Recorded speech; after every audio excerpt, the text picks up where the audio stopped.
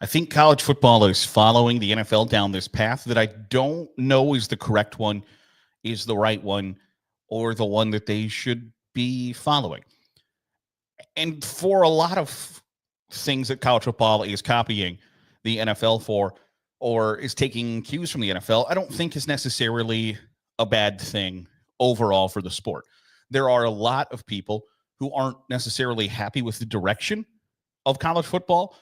I'm not in that group necessarily. I don't think that the players have too much power or that the regionality is being disposed of with coast-to-coast conferences and things like that. I think the sport is just embracing the things that make it money. And I've said before, and I'll say again, college football is a business masquerading as a sport. It's a business, and they're doing what's best for business. But I don't think this is best for business. The trend of spring games going away or even being threatened to go away, I don't think is a great trend. And there are some college coaches who have talked about how we're basically the NFL now. We are the proving ground for the NFL. And does the NFL have spring practice and spring games? No, they don't. They have OTAs that lead into minicamp, that lead into camp, that lead into the preseason, etc. And I understand that thought process, that if you are essentially the minor leagues for the NFL, you should operate the same way that the NFL does. In this one, I don't think that's the case or is the right way to go about it. Because when you look at the NFL, they have kind of built-in things throughout the year to keep the NFL at the forefront of your mind, whether it be the draft, free agency, OTAs, training camp, the regular season, playoffs, etc. The NFL's always at the top of the news. College football doesn't have that. They don't have that built-in advantage. They don't have the ability to have the transfer portal / NIL signings in the middle of the summer because coaches need to know what their rosters look like well in advance rather than the NFL. The NFL has 53 guys on their roster during the regular season. They start camp with 90. They whittle them down. It's not how it works in college football, and I don't think it should be how it works. You have your guys, and that's what your roster looks like, and I think knowing in advance what your roster looks like is good. But Texas is saying, hey, I don't think we're going to have a spring game. Nebraska has said, we're going to do something, whether it's a spring game, I don't know, but it's not going to be on TV. I don't think that's a good thing for the sport because I think having spring practice that culminates in a televised event or culminates in a event where fans can come see your team in the spring is an inherently good thing for the sport overall and an inherently good thing for fans. The people who it's not great for are the coaches and the programs because they feel as if, and Matt Rule was really like on the record, felt strongly that he felt a televised spring game was just an opportunity for other programs to check out his meat counter. What do you got to offer? That looks good. I'm going to take one of those.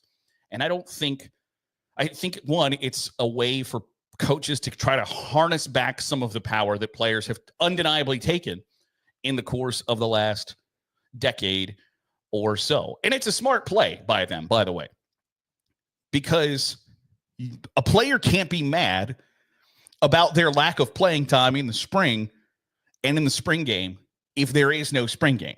If you don't do a bunch of scrimmages, if you just work on individual drills, etc., guys aren't dumb, but they don't have concrete, firm evidence directly in front of them that's like, hey, you are the sixth wide receiver on the depth chart, or you're the third left tackle, whatever the case may be.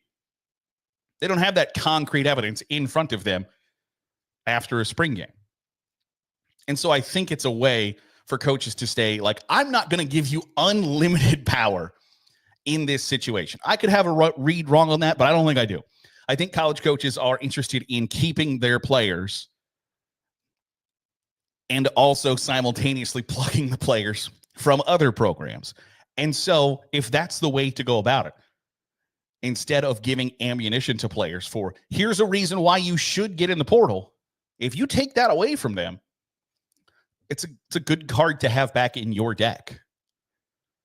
But at the same time, for fans, of college football. You want the fans who are your biggest fans to be engaged at all times, that they are interested and invested in your program always. And if you take that away, if you take the opportunity to come to campus, to see the football team, you are taking an opportunity away from college football fans and giving them an opportunity to go find something else that might entertain them more, that they might enjoy more than college football. Now, that's not to say that every weekend you should do something, but it is to say, if you're only asking your fans to come to campus or come to your stadium and support your support your team, your program, a maximum of 8 times from September to December, the likelihood that they're going to go find something else that really piques their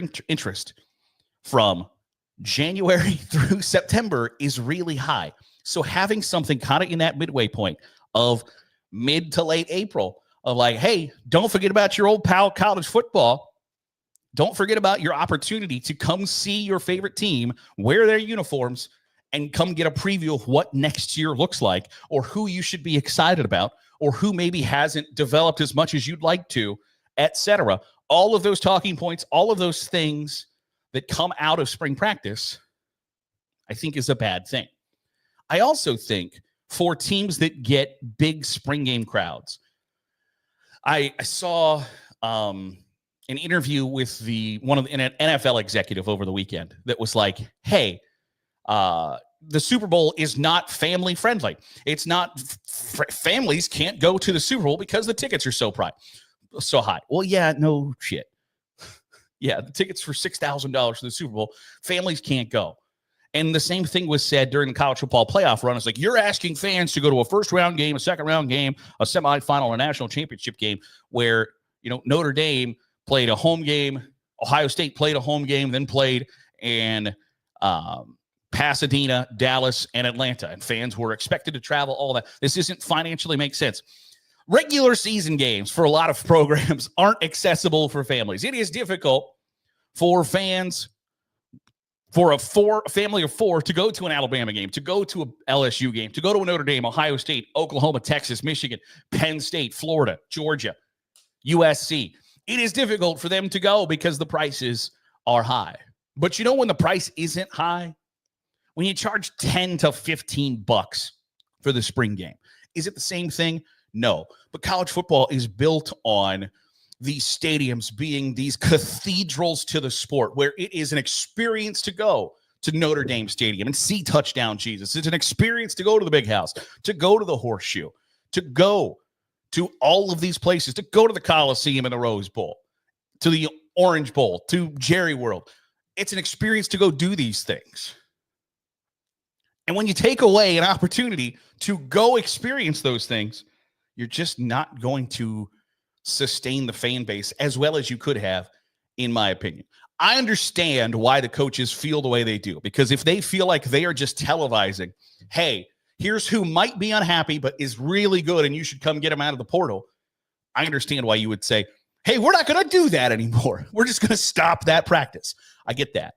And I don't think it's the coach's job to look at that from a 1,000-foot view as what's best for college football. Their job is to do what's best for their programs. I think it's the college conference commissioners, the SEC commissioner, the Big Ten commissioner, to say, hey, 1, it's good for the sport, but 2, and I don't think it should be this way, but when you've sold your soul to the TV devil, you have to worry about whether Fox, the Big Ten Network, ESPN, SEC Network, ESPN Plus, does everybody feel like they're getting what we have promised? Does everybody feel like the best thing for us, for the conference network, for our TV partners to play a spring game and have some interesting programming on a Saturday afternoon in the spring? If the answer to that question is no, once you've sold your soul, like you gotta do the devil's bidding. So while Texas might not want to have a spring game, I bet you the SEC network or ESPN wants them to have a spring game. I bet you the Big Ten network or Fox wants Nebraska to have a spring game, because that's in their best interest. The more people get to see Dylan Raiola The better for Nebraska, the better for Fox. The better for the Big Ten, the better for the Big Ten network. So there are all these things working against it. Again, I understand the perspective from the coaches. But from a fan perspective, from a TV perspective, from a player's perspective, having a spring game is the right decision. And operating the same way as the NFL in this avenue, I don't think is the right one. Want to know your thoughts. Do you want to see spring games continue, or does the length of the college football season now negate that need? Want to know your thoughts in the comments below. That'll do it for today's episode of the Daily Huddle. Appreciate you making us a part of your day, however it is, wherever it is you're doing so. If you're watching on YouTube, hit the subscribe button. Make sure you get all the great college football content we're pumping out. If you're listening on the podcast feed, drop a 5-star review. Goes a long way in helping out the channel. I'll see you tomorrow for another episode of the Daily Huddle.